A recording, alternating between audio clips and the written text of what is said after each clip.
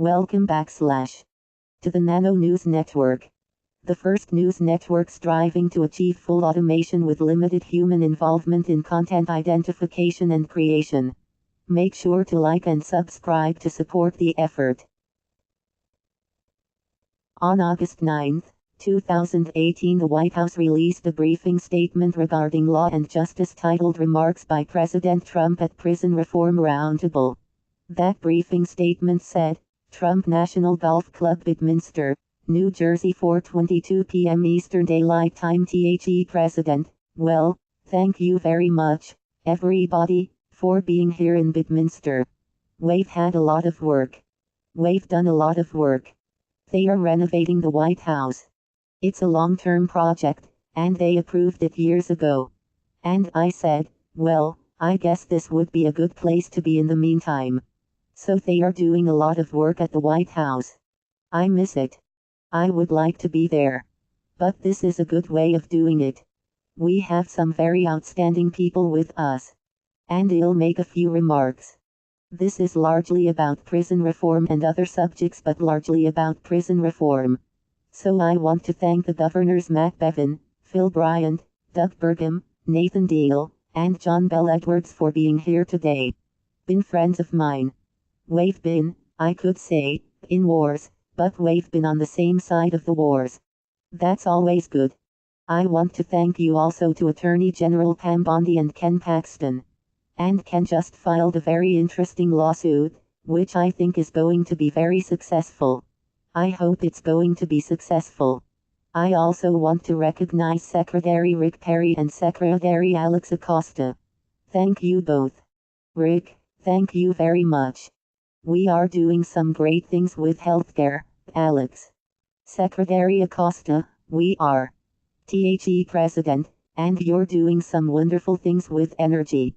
I hope that project comes along that we're talking about. It's going to help a lot of people. A lot of jobs are going to be created. Secretary Perry, indeed. The President, so I know you're working on it. I look forward to hearing from each of you about your experiences with prison reform and the lessons that we've learned. I know how, Matt, in particular, you have been working so hard. Phil, you've been working long and hard on it, harder than anyone would know. But I can tell you, my administration feels very, very strongly about it. One of the single most important things we're doing is to help former inmates in creating jobs. We're creating so many jobs that former inmates, for the first time, are really getting a shot at it, because they weren't sought, and now they are being sought because our unemployment rate is so low, historically low, 50 years. Now, our economy is booming. Businesses are hiring and recruiting workers that were previously overlooked. They are being hired. It's a great feeling. It's a great thing that we've all accomplished. We've created a lot of jobs in the States. And I guess I've helped you a lot on a national basis. We've created 3.9 million more jobs since Election Day, so almost 4 million jobs, which is unthinkable. If I would have said that during the campaign, only a few of the people around this table would have believed me. But they would have. 3.9 million jobs since Election Day. That's pretty incredible. We've added more than 400,000 manufacturing jobs since the election. Manufacturing employment is now growing faster than at any time than it has in 3 decades, over 30 years. Through the Pledge of America's Workers, launched just last month, almost 5 million Americans will receive enhanced career training and opportunities. And I want to thank Ivanka Trump for having done an incredible job on that. She's really worked on it. It's something very important to her. I've said it to a lot of people, Jared, I want to thank Jared for what's happening on prison reform, because you've really been leading it. It's something very close to your heart. And as I've said before, we hire Americans. We want to hire and treat our Americans fairly. You know, for many years, jobs have been taken out of our country. We've lost our businesses. We've lost the hiring abilities that we had. Not anymore. Now those companies are coming back. They are coming roaring back to your state, They are coming back faster than anyone thought even possible. Our first duty is to our citizens, including those who have taken the wrong path but are seeking redemption and a new beginning. That's people that have been in prison, and they come out and they are having a hard time. They are not having such a hard time anymore. We've passed the First Step Act through the House, and we're working very hard in the Senate to refine it and pass it into law. We think we'll be successful in that regard.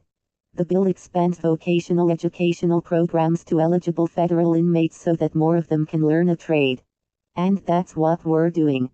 We're teaching them trades. We're teaching them different things that they can put into good use, and put into use to get jobs. I recently met with Chairman Grassley and other members of Congress to discuss the bill. We also agreed that we must be tough on crime, especially on criminals and trafficking of drugs, and lots of other trafficking. We have a trafficking problem, including human trafficking. We're very, very tough on that. And that's going to remain tough, or even tougher. We must strengthen community bonds with law enforcement, including cities like Chicago that have been an absolute and total disaster. We'll be talking about Chicago today because that is something that, in terms of our nation, nobody would believe it could be happening. They had 63 incidents last weekend and 12 deaths. That's bad stuff happening, and probably, I guess, you have to take from the leadership. That's called bad leadership. There's no reason, in a million years, that something like that should be happening in Chicago. We want every child to grow up in a safe neighborhood surrounded by families that are loving and helpful, and with a path to great education and a lifelong career. I want to thank everybody for being here. And I think what we'll do, while the media is here, maybe we'll just go around the room real quickly and we'll introduce yourselves. And these are people that have really worked hard on prison reform and lots of other things, but on prison reform. And that's largely what this meeting is about. Governor? Please. Governor Deal, well, thank you, Mr. President. I appreciate the opportunity to be here. We are very pleased with what's happening in Georgia. We have seen, since I became governor, a 10% decrease in violent crime in our state, a 20% overall decrease in crime. We have seen our African American percentage in our prison system drop significantly. Black American black males has dropped almost 30%. The President, that's great. Governor Deal, black females dropped about 38.2%. Our African American commitments to our prison is at the lowest level it has been since 1987. And in states like ours, we have a disproportionate number of minorities in our prison versus our population as a whole. We have found that reentry is a vital part of this. We find that I did have a question I asked. I said, what's the most common characteristic of those in our prisons? The answer was, 70% of them never graduated from high school. So we immediately concentrated on that. We have significantly beefed up our GEDs. We've also brought a private charter school into our system to teach them, give them a real high school diploma. We found that if you give them a blue-collar skill, you reduce your recidivism rate by 24%. If you give them just the education of getting a high school diploma, it's reduced by 19%. So we have been very successful. We're pleased about it. And we're pleased to share whatever information we have that might be helpful. The President, good. Thank you, again. Thank you very much. Pam Bondi, President, Pam Bondi, Attorney General of Florida. Thank you for doing this. As a career prosecutor, you see people who go to prison and get out of prison, and can't find a job. And how do we expect people to succeed without being able to get a job? And you were just in Tampa. Thank you for that Tampa Bay Tech, supporting jobs for young people. And that's what's so important, is reentry and being able to get a job, and training people on how to be successful. And something we did in Florida shortly after I got elected was we decoupled if you were a convicted felon, you couldn't get an occupational license. So how do we expect you to succeed? So thank you for everything you're doing, Mr. President. The President, good. Thank you, Pam. Thank you very much. Governor Edwards, Mr. President, John Bell Edwards. And I will tell you, in Louisiana, we are proud of the work we've done. It's been sentencing reform, prison reform, and a real focus on reentry. And for the first time in 20 years, I can tell you, Louisiana does not have the highest incarceration rate in the nation today. The President, good. Good. Governor Edwards, and it's paying dividends for us, and we're reinvesting the savings. The President, who does? Governor Edwards, Oklahoma. The President, really? Governor Edwards, yes, sir. But we are reinvesting the savings into our reentry program and also into victim services. So we're excited about what we're doing, and we're looking forward to sharing that with you. The President, great. Great. Thank you very much. Thank you, John Bell. Please, go ahead. Governor Burgum, Mr. President, Doug Burgum, Governor of North Dakota. Thank you for coming to North Dakota last month. Great to have you there. The President, things are looking good, aren't they? Governor Burgum, things are looking great thanks to a lot of policies from this administration and the great cabinet that you have. As you know, you can't really separate, today, prison reform and our prison situation from addiction. In North Dakota, 100% of the women that are incarcerated in our prison system have a disease of addiction. 85% of the men in our prison have disease of addiction. And we can't solve a chronic healthcare problem with punishment. We've got to solve it, treat it like a disease and solve it that way. The President, right. Governor Burgum, and so I want to also thank you for the work that your administration is doing on the addiction front, because it ties directly back into this. And I think we've done a number of innovations we'll be happy to share at this roundtable today. Thanks for inviting us. The President, good. Good. Governor Burgum, but, you know, in the end, we're trying to create better neighbors, not better prisoners. 98.5% of the people that go to prison in North Dakota end up coming back out. And so we have to, when they are there, like the other governors have talked about it's education, it's career skills, it's treatment. Those are the things we have to focus on. If we can do that, we can turn people's lives around and add people to the workforce. We know we need that because we got so many jobs open in this country. The President, thank you very much, Governor Paxton, Ken Paxton, Texas Attorney General. Thank you, Mr. President.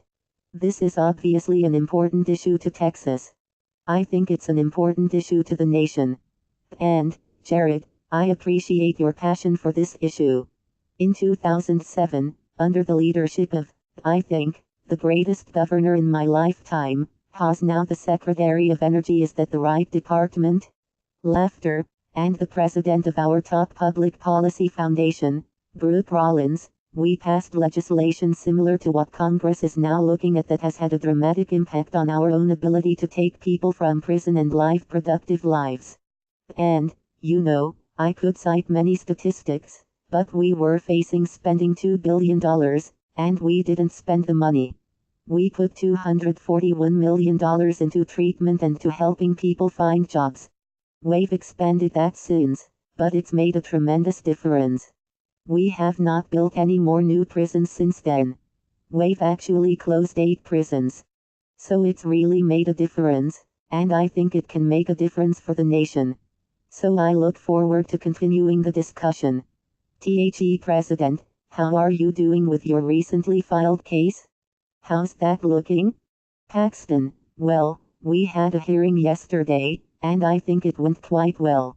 Let's see what the judge says. But we know we're right on the law and we're right on the Constitution. And so we're confident things are going to go in the right way. The President, it's true. Okay. Thank you. Governor Bryant, thank you, Mr. President. I'm Phil Bryant of Mississippi. In 2014, we began our Ride on Crime program. We used all the things that Georgia has been successful with, and Texas. I called both of these governors and said, tell me how you did it. I'm a former law enforcement officer, and I worked undercover narcotics cases. I've been out there with the worst of the worst.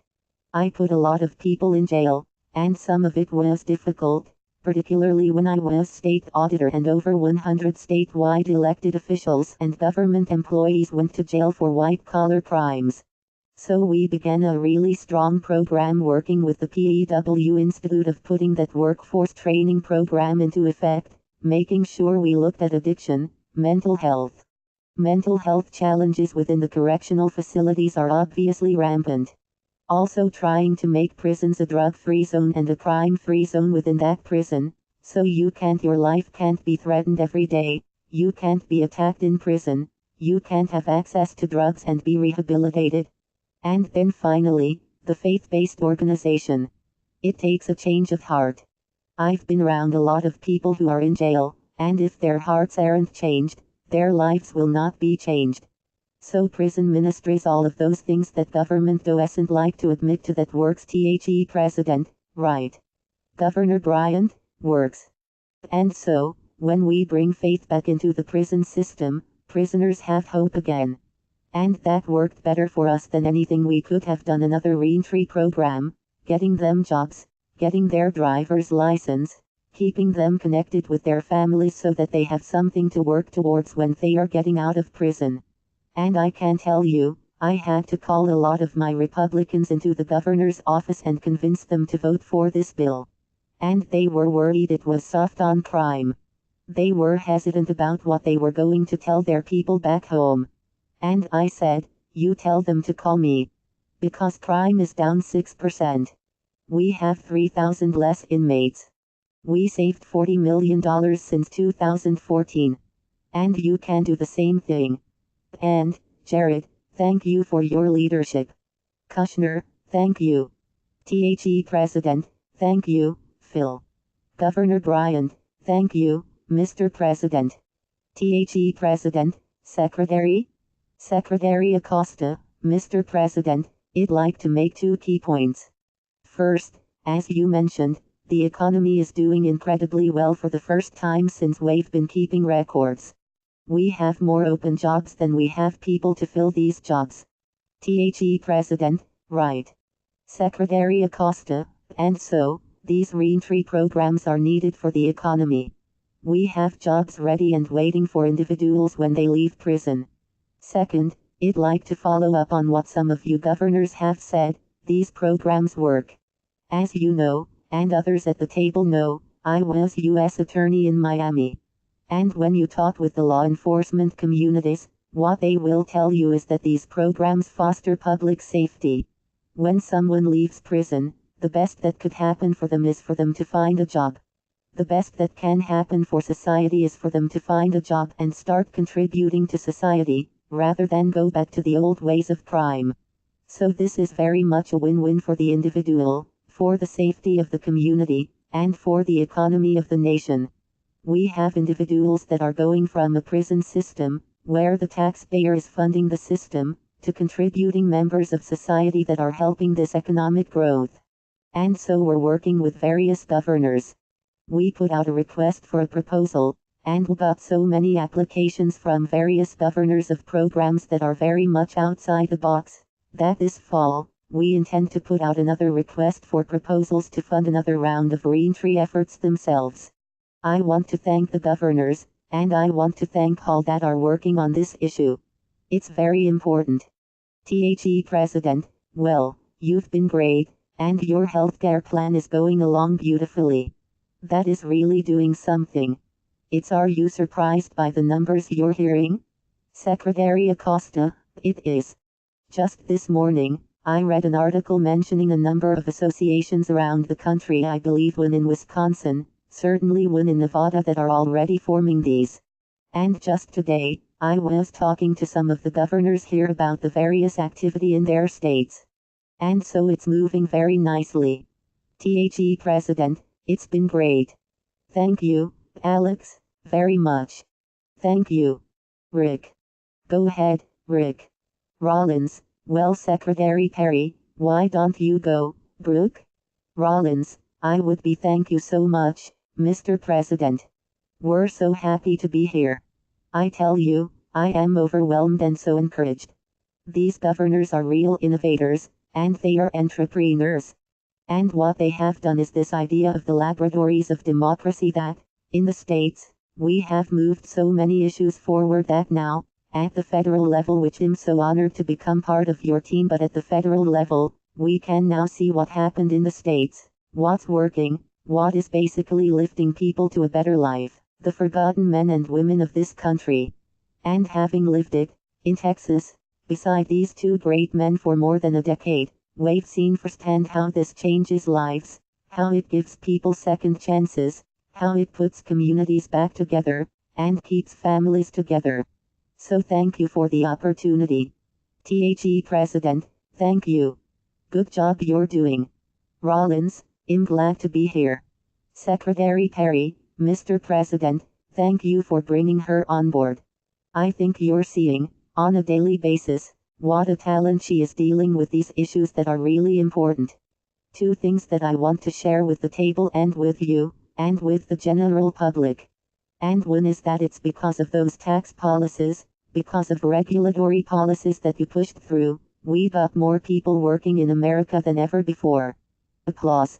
And you have to have that, because if these programs are to work when folks get out of prison, or if they don't go to prison to begin with, then that's our real goal. And I want to share with these governors around here, every one of them are courageous. Because I heard it when we were doing this back in Texas, in the early and mid 2000s, that, well, Perry, we thought you were tough on crime. Nobody ever got me confused with being soft on crime. I signed more execution orders than probably any governor in the history of this country. And that's a sad thing, but it's a fact. So I'm not soft on crime. But I like to say we were smart on crime in Texas because we put these programs into place. And young people, whose lives would be destroyed if we sent them on to prison, and that's where they really become professional criminals.